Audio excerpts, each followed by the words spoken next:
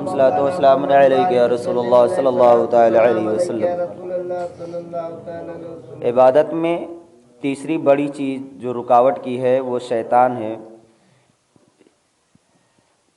خدا پاک اس کے حوالے سے فرماتا ہے ان الشیطان لکم عدو فاتخذوہ عدوا، بے شک شیطان تمہارا دشمن ہے اور تو تم بھی اس سے دشمنی کرو۔ شیطان پر سختی کرنے کی دوسری وجہ یہ بھی ہے کہ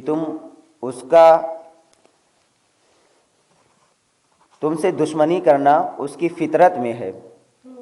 وہ ہمیشہ تم سے محاربہ میں مشغول ہے اور 24 گھنٹے اپنی شیطانیت کے تیر پھینکتا رہتا ہے، اور تم اس کی شرارت اور فتنہ اندازی سے مطلقاً غافل ہو۔ اس غفلت کا جو انجام ہوگا وہ ظاہر ہے۔ اور شیطان کو انسان کی عداوت کے خلاف زیادہ بھڑکانے والے چند مزید اسباب یہ ہیں کہ تم خدا کی عبادت میں مصروف ہو اور مخلوق کے خدا کو اپنے قول و فعل سے دعوت اسلام دینے میں لگے ہوئے ہو، اور یہ امور شیطان کے پیشے اس کی ہمت، اس کی مراد اور اس کے مشن کے قطعاً خلاف اور متضاد ہے۔ لہذا اس طرح تم شیطان کو غضبناک کرنے، اس کی شرارت، اس کی عداوت اور اس کی مخالفت کو اور زیادہ بھڑکانے میں مصروف ہوتے ہو۔ تو جب تمہارا یہ رویہ اس کے ساتھ یہ ہے تو وہ بھی بڑھ چڑھ کر تمہاری عداوت، تم سے جنگ اور تم سے مکر و فریب کرنے پر کمر بستہ رہتا ہے، یہاں تک کہ وہ تمہارے حال کو پرگندہ کر دیتا ہے، بلکہ وہ یہ کوشش کرتا ہے کہ وہ تمہارے ایمان کا خاتمہ کر دے، کیونکہ وہ تم سے کسی وقت بھی بے خوف نہیں۔ شیطان تو ان کے ساتھ بھی عداوت کرنے سے باز نہیں آتا جو اس کے ساتھ عداوت و مخالفت نہیں کرتے، جیسے کفار ہیں، گمراہ لوگ ہیں، فاسق ہیں، فاجر ہیں۔ اس وقت سب لوگ ایسے ہیں کہ جو شیطان سے مخالفت نہیں کرتے بلکہ اس کے ہم خیال ہی ہیں، اور جیسا وہ چاہتا ہے ویسا یہ لوگ کرتے بھی ہیں، لیکن ان سے بھی وہ غافل نہیں رہتا ہے۔ تو ان کے ساتھ اس کی عداوت اور دشمنی کا یہ حال ہے جو ہر وقت اس کی مخالفت اور اس کو غضبناک کرنے اور گمراہ کن منصوبوں کو خاک میں ملانے میں مصروف رہتے ہیں۔ تو اے عبادت کے کرنے والے اور دعوت حق میں سرگرمی کا مظاہرہ کرنے والوں، عام لوگوں کے ساتھ اس کی عداوت عمومی ہوگی مگر تم سے خصوصی ہوگی، اس لیے تمہارا معاملہ نہایت اہم ہے۔ پھر تمہاری عداوت و مخالفت میں ابلیس صرف اکیلا نہیں بلکہ اس کے ہمراہ شیاطین کی منظم جماعت ہے۔ اس کی جماعت میں تمہارا نفس اور تمہاری خواہشات بھی شامل ہیں جو تمہاری انتہائی دشمن ہیں، اور تم پر غالب آنے کے لیے اس کے پاس ہزاروں ایسے اسباب ہیں جن سے تم یکسر غافل ہو۔ حضرت یحییٰ معاذ رازی رحمۃ اللہ تعالی علیہ نے بہت ہی خوب فرمایا ہے۔ آپ کہتے ہیں کہ شیطان فارغ ہے اور تم مشغول ہو، اسے کچھ کام نہیں ہے، وہ تو بالکل فارغ ہے اور تمہارے لیے مشغولیت ڈھیر ساری ہیں۔ وہ تجھے دیکھتا ہے مگر تو اسے نہیں دیکھتا، تو نے اسے بھلایا ہوا ہے مگر اس نے تجھے نہیں بھلایا، اور تیرے اندر بھی شیطان کے کئی یار و مددگار ہیں، اس لیے اس سے محاربہ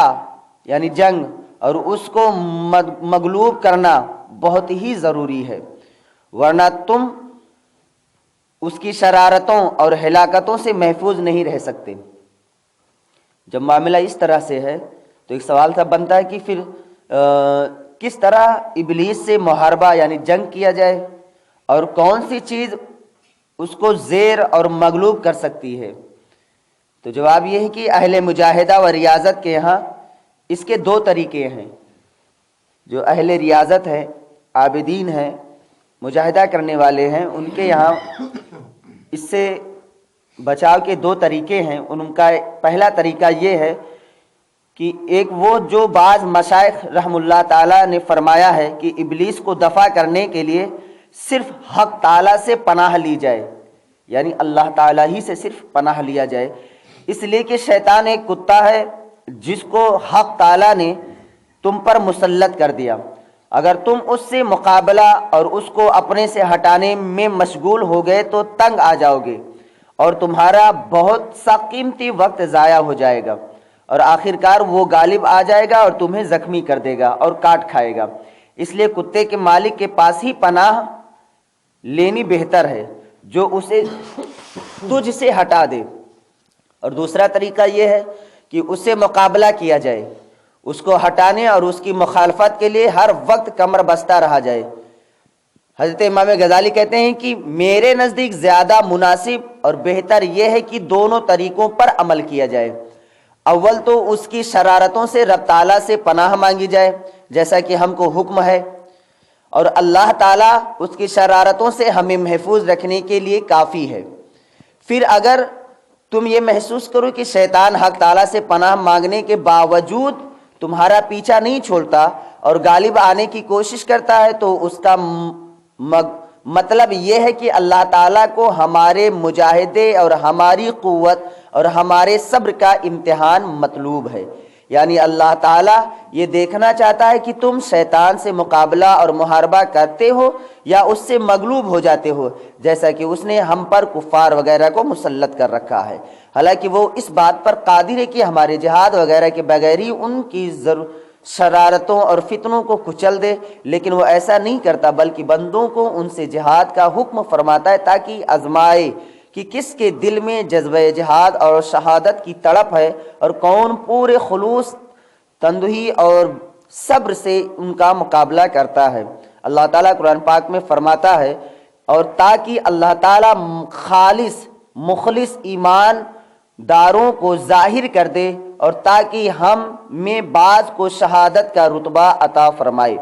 ایک اور مقام پہ فرماتا ہے، کیا تم نے یہ گمان کر لیا ہے ام حسبتم ان تدخلوا الجنۃ ولما یعلم اللہ الذین جاہدوا منکم ویعلم الصابرین، کیا تم نے یہ گمان کر لیا ہے کہ تم جنت میں داخل ہو جاؤ گے حالانکہ اللہ تعالیٰ نے تم سے ابھی تک مجاہدین اور صبر کرنے والوں کو جہاد کے ذریعے ممتاز اور الگ نہیں کیا۔ یعنی تو اس طرح شیطان کے مقابلے میں بھی ہمیں چستی اور پوری کوشش کا حکم دیا گیا ہے۔ پھر ہمارے علماء کرام نے فرمایا کہ شیطان کو مغلوب کرنے اور اس سے مقابلہ کرنے کے لیے 3 چیزوں کا ہونا ضروری ہے، 3 باتوں کا ہونا ضروری ہے۔ ان میں سے پہلی یہ ہے کہ تم اس کے ہیلوں اور چالاکیوں کو معلوم کرو، شیطان کا ہیلا کیا ہے، اس کی چالاکی کیا ہے، اس کے بارے میں پوری طرح سے معلومات حاصل کر لو اور اسے پہچانو۔ جب تمہیں اس کے ہیلا سازیوں کا علم ہو جائے گا تو پھر وہ تم کو نقصان نہیں پہنچا سکے گا۔ جیسے چور کو جب معلوم ہو جائے کہ صاحب مکان کو میرے آنے کا علم ہو گیا ہے تو وہ بھاگ جاتا ہے۔ دوسری چیز یہ ہے کہ تم شیطان کی گمراہ کن دعوت کو ہرگز منظور نہ کرو، اور تمہارا اول قطعاً اس سے متاثر نہ ہونا، یعنی تمہارا سب سے پہلا یہ کہ تم اس سے متاثر نہ ہو اور تم اس کے مقابلے کی طرف توجہ نہ دو۔ متاثر ہونے سے مطلب یہ کہ کبھی کبھار ہمارے سامنے دنیا کی ایسی کچھ چیزیں آ جاتی ہیں یا کچھ ایسا سبب پیدا ہو جاتا ہے کہ ہمارے دل میں یہ خیال آتا ہے نہیں یہی کرنا ہی صحیح ہے، یہی صحیح ہے، نہیں وہی صحیح ہے، تو اس سے متاثر نہیں ہونا چاہیے اور تم اس کے مقابلے کی طرف توجہ ہی نہ دو، کیونکہ ابلیس ایک بھونکنے والے کتے کی مانند ہے۔ اگر تم اس کو چھیڑو گے تو وہ زیادہ شور مچائے گا، اور اگر اعراض کرو گے یعنی اس سے چھوڑ ہی دو گے، اس کوئی مطلب ہی نہیں رکھو گے تو وہ بھی خاموش ہو جائے گا۔ ابلیس سے حفاظت کی تیسری تدبیر یہ ہے کہ ذکر الہی کی کثرت کی جائے۔ سرکار دو عالم نور مجسم شفیع معظم نبی مکرم صلی اللہ تعالی وسلم نے فرمایا، شیطان کے لیے خدا تعالیٰ کا ذکر انتہا اتنا تکلیف دہ ہے جس طرح انسان کے لیے خارش۔ تو شیطان کی مکر و فریب کس طرح سے معلوم کیے جائیں؟ ذہن میں بات اٹھتی ہے نا کہ پھر شیطان کے مکر و فریب سے کس طرح سے اس سے بچنے کی تعلیمات کو حاصل کیا جائے، کیسے پتہ چلے کہ یہ اس کام میں اس کا یہ مکر و فریب ہے یا نہیں ہے؟ تو شیطان کے مکر و فریب کئی طرح کے ہیں۔ اول تو اس کے وسوسے ہیں جو اس کے تیر ہیں، ہمارے دلوں میں جو وسوسہ پیدا ہوتا ہے نا، یہ اس کے تیر ہیں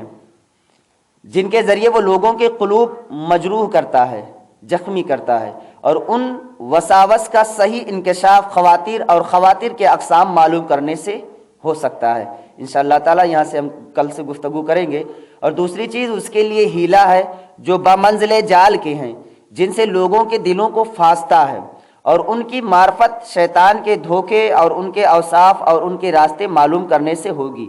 علماء اکرام فرماتے ہیں کہ ان خواتیر و وساوس کی تفصیل میں کئی باب ہیں، اور بہت سارے علماء نے اس پر ڈھیر ساری کتابیں بھی تصنیف فرمائی ہیں۔ حضرت امام غزالی علیہ الرحمہ نے بالخصوص اسی کے لیے مستقل ایک کتاب لکھی جس کا نام تلبیس ابلیس بھی ہے، اور کئی اور ہمارے علماء نے اس کے بارے میں ایک مستقل کتابیں لکھی ہیں۔ تو انشاءاللہ تعالی ہم کل سے شیطان سے بچاؤ اور اس کے طریقے پر کلام کریں گے۔ اللہ تعالی ہمیں اور آپ کو سب کو شیطان سے ہماری حفاظت فرمائے۔